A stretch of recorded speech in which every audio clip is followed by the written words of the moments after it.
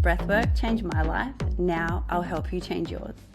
In 2013, my world was turned upside down when my partner was murdered. I was thrown into grief, a place I never expected to be. The last decade plus has been a journey of healing, learning what works and what doesn't. Also how to rebuild from the darkest of places.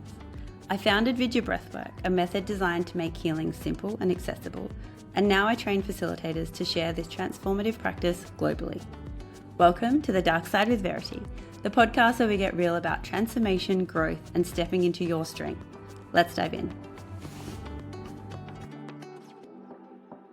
Welcome to The Dark Side with Verity, the podcast where we're going to all the real and raw aspects of grief, healing, transformation, all the raw details that deserve some space.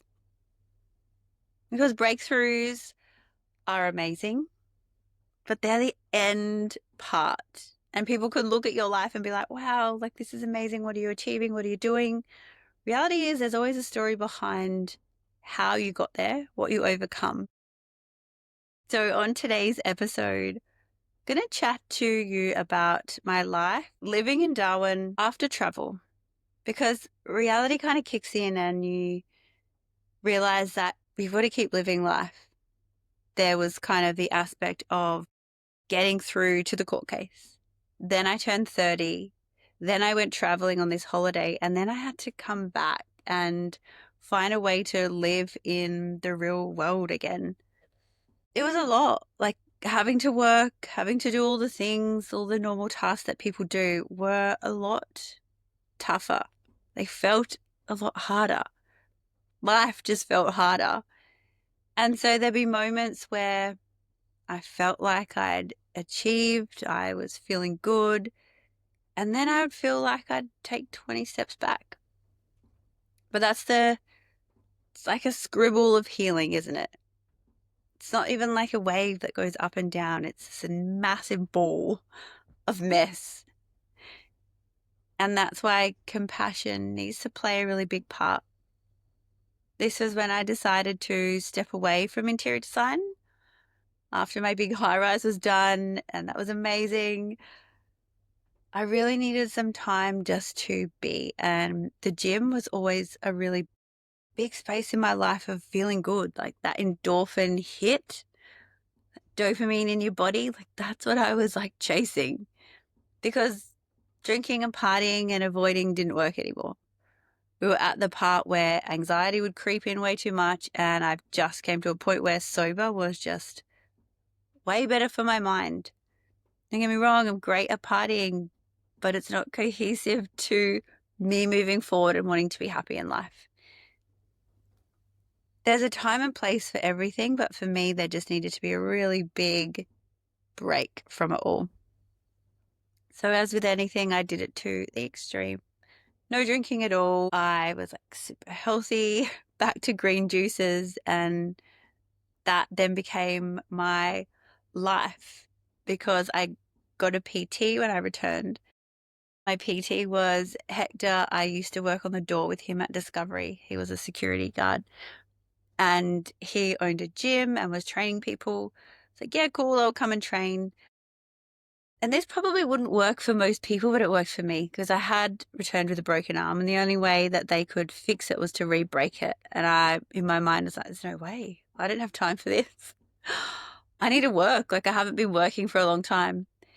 And he just looked at me with this strange face. He's like, what, you can't move your body from there down? It's like, okay, you tell it to be straight, so I need to come and train with you. I trained with him. I then ended up studying health coaching through Paul Chek and his philosophy of like the 4 doctors and really living, eating organic, drinking healthy water, moving your body just seemed really in alignment with what I wanted to do. So with this, it allowed me to train as much as I liked. And I also studied to become a PT. I ended up working for Hector and training people in the gym. So I just loved it. It was another thing that I thought that I could control. How much you eat, how much you train your body determines your outcome, right? It's like this simple, no-brainer logic, and it felt good because the stronger I felt in my body, the more I could overcome in life. And I did. I just kept like building muscle. I lifted really heavy. He even convinced me to train for a powerlifting comp. I never actually competed because although I could lift really heavy, I was only eating like half the amount of carbs because when I signed up for it, I was like, I want a six pack. I want, with body image issues, it was never how heavy I could lift particularly. It was always like what my body looked like physically previous to now. And so I wasn't eating as much carbs as he said. So I would get a little bit depleted. But I just said to him towards the end, like, this is not for me. I don't really care how much I can lift. I just need to make sure my head, my heart, my body feels good. And that worked for me. And I've sort of had that mentality since. I saw so many benefits from weight training and I still weight train. I love it again. I also needed the flexibility. This is when yoga came into my life. I would go once a week and basically at the start it was just to catch up with a girlfriend.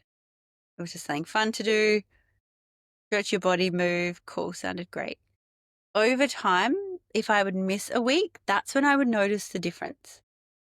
It's like, oh, I think this is actually doing a little bit more than just stretching. It's actually helping my head.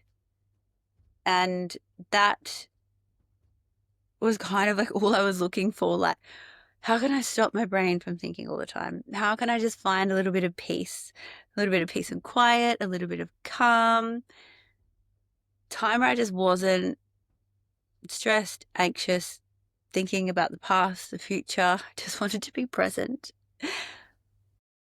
And it wasn't until like I would take it away that I noticed the difference. So I decided to add yoga to my next certificate training.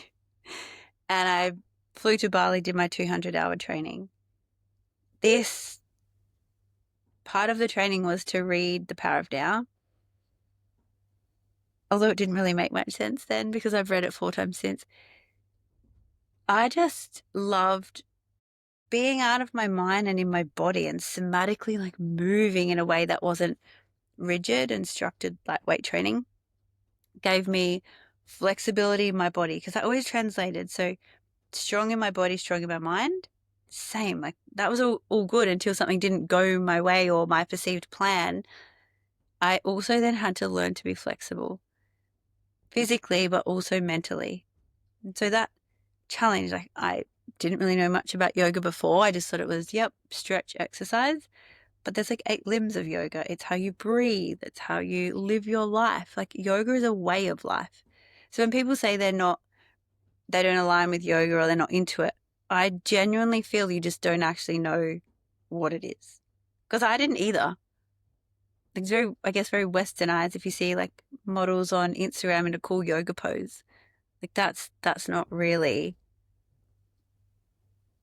the meaning of yoga in the sense of, I mean, it is for some, they're moving their body in their way, but for every single person, like how you live and their namas and yamas, all of this is like a really beautiful aspect that I will talk more about this so you guys know, if you don't already, because I really love making yoga accessible for everybody. Like in my class today, there was 4 new people that had never done yoga before. Like this lights me up. Same with breathwork. If you've never done it before, that's what I love. It's like you're opening this new world, this new box of what's possible in your reality, in your creativity. And I get sidetracked. So having yoga in my life gave me that really beautiful balance. And it always comes back to the duality, right? It's you're strong, you build muscle, you get tight, you rip your muscles, and then you try and be flexible to move it through. So I've like lived like that for the past like 15, 13 years. Yoga gym, yoga gym. And so there has been times where I had a bit of a break for the gym, realized my body needs that. So then I'd go back. There's all different types of yoga though to suit your body. Look at me preaching yoga. Look, give it a go. Because as we get older, our body needs muscle, but it also needs flexibility. Like if you fall, you want to make sure you're not breaking and cracking everything. This pattern of studying continued. I went and did a healing retreat in Bali, and this was like healing on steroids for me. It was the first retreat I'd ever done.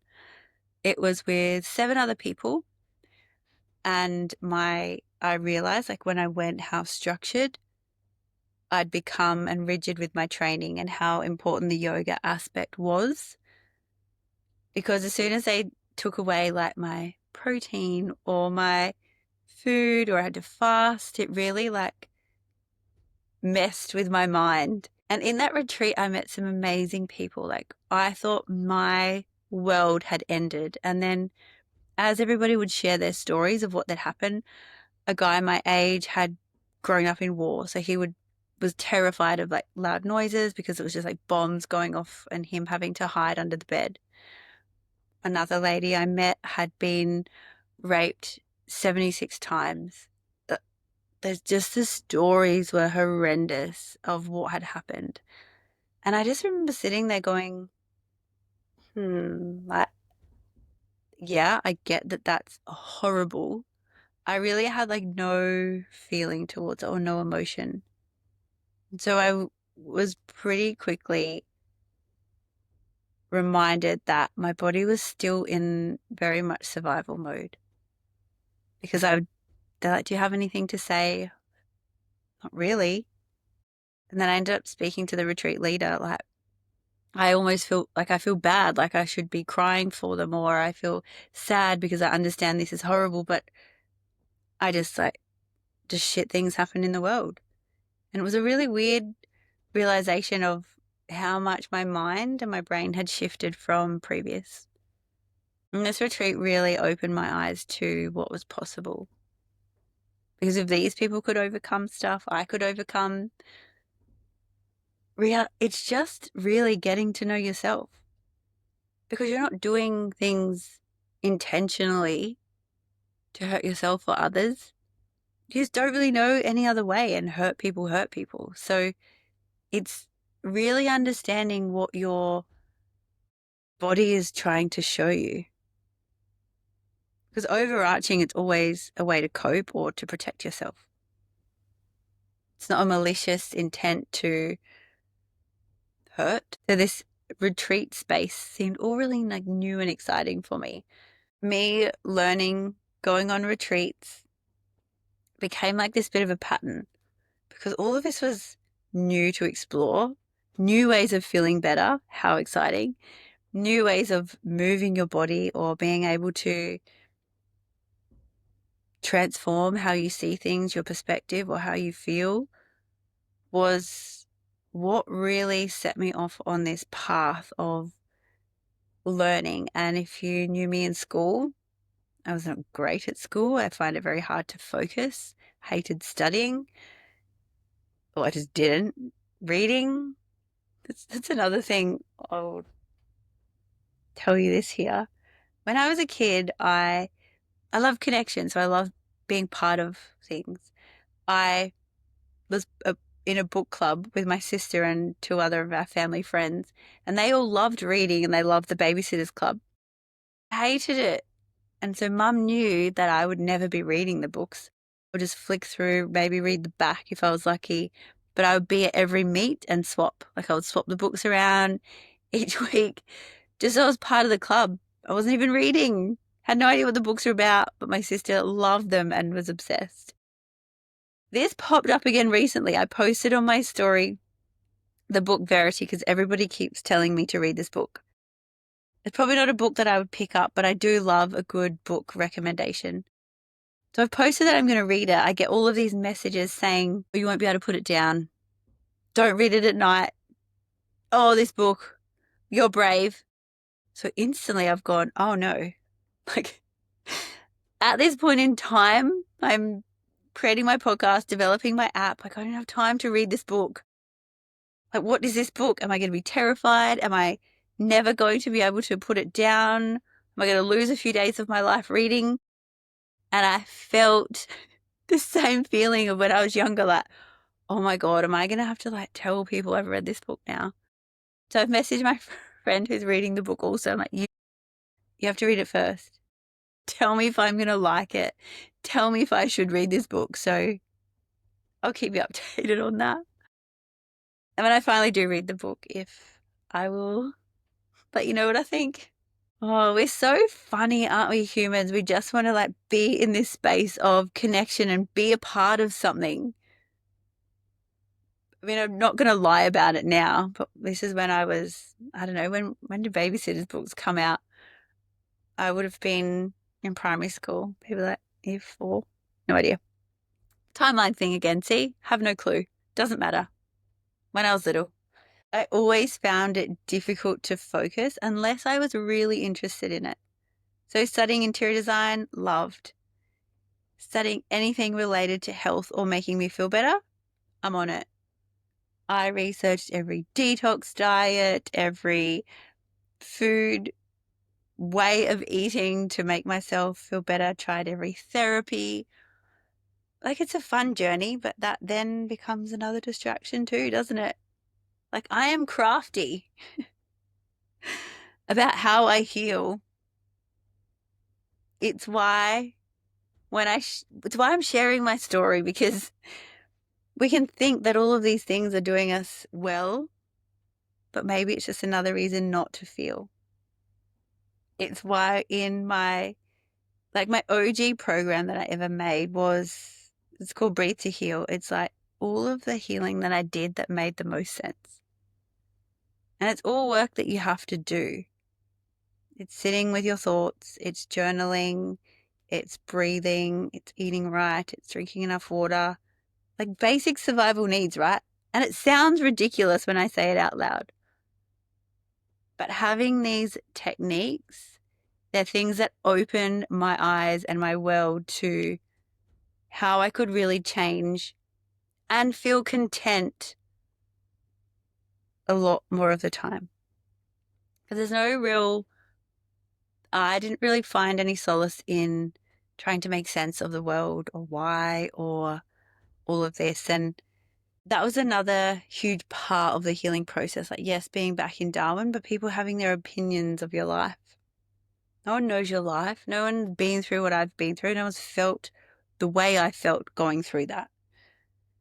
So, like, things people say, oh, aren't you so lucky that you've got a house to live in? No, I don't care if I don't have a home. I would just want Josh to be there. Or, oh, isn't it lucky you've got this? Not one bone in my body felt lucky because he was gone. Bless everyone, and I know it's like part of the process. It's just weird and wild what people think is appropriate to give their opinion on or say. So it's probably a lot of the reason why I have this like dark side, because internally I'm just laughing. I know people, again, don't have bad intentions. Everyone's just doing the best they can with the tools that they know. So this is why this podcast was born. So you all can have a bit more insight into what feels good, what doesn't, but also when it happens to you, because life is like that. It is a whole learning to sit with your emotions. And that's what Breathe to Heal is all about, because it's something that I avoided for a very long time. So this 6-week journey is very close to my heart. It's why I made it very accessible for you all to share, listen, learn. Most of all, just take time for you. So take time to journal after this. What emotions do you feel easily? And what emotions do you generally avoid? We made it through another episode. Thank you from the bottom of my heart for continuing to listen to my story and share this space with me. It means the world. Much love. Bye. That's a wrap for this episode of The Dark Side with Verity. I trust it's given you clarity, sparked awareness, and allowed you to breathe a little deeper, plus a little takeaway to integrate into your life. If this has resonated, I'd love you to leave a 5-star review, of course. More importantly, I would love you to share this with someone who's on their journey and needs a little bit of assistance. Come hang out with me over at Instagram at VerityJoCoonan or The Dark Side with Verity, or start to explore Vidya breathwork at verityjocoonan.co. Until next time, breathe deep, trust the process, and keep expanding. Much love.